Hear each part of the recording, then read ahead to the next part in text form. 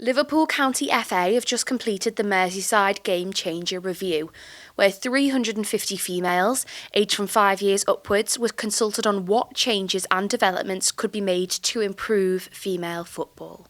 The majority of the findings that came back were saying that they were sick to death of the perception of a female playing football, and that they couldn't play. They weren't up to the same standards of male. They were always having that comparison. They never get the same opportunities as the boys do. A lot of them wanted more opportunities. And generally everything always comes back to the perception and the promotion of the game. So that's where we've been trying locally to literally get on the back of the World Cup to promote what we've already got existing in Merseyside to the girls out there.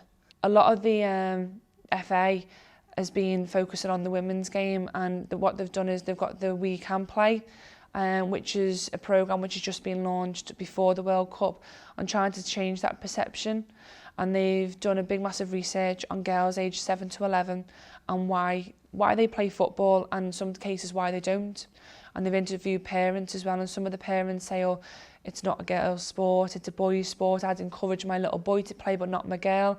So what they're trying to canvass through this programme is to change that perception. Female football is the fastest growing format of football here in Merseyside. If you, like me, have been inspired by the fantastic performance of the England team during the Women's World Cup, you might be wondering how you can get involved in the sport. Well, I've come down to the training at Mossley Hill Ladies FC to see if I am made of the right stuff. Yes, ma'am.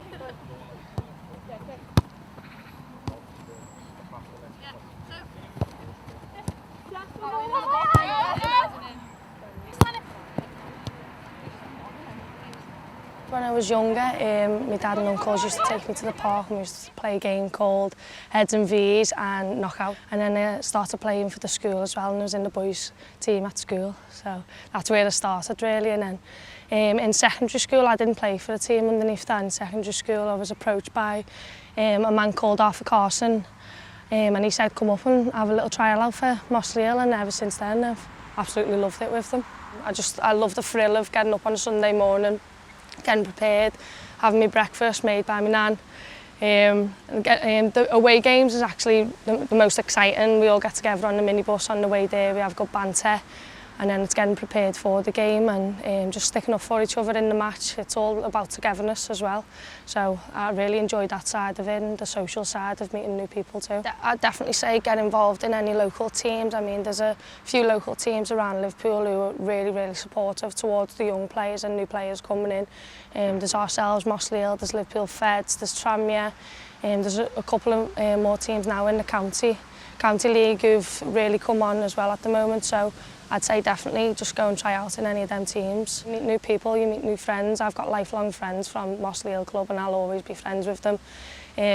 Also contacts as well outside of here. I mean, it's always good to have contacts within the club because I can get you jobs within coaching or anything really regarding football. I think definitely in the grassroots football they need to support it a little bit more as, not lower teams, but at the standard we're at now still, it's only 2 leagues below the WSL now. We still need to pay subs, we need to get funded, we need to get sponsors, so it's quite difficult now that we're playing at a good standard and we still have to fund ourselves and stuff now, so I think they could help a little bit more out towards that and stuff.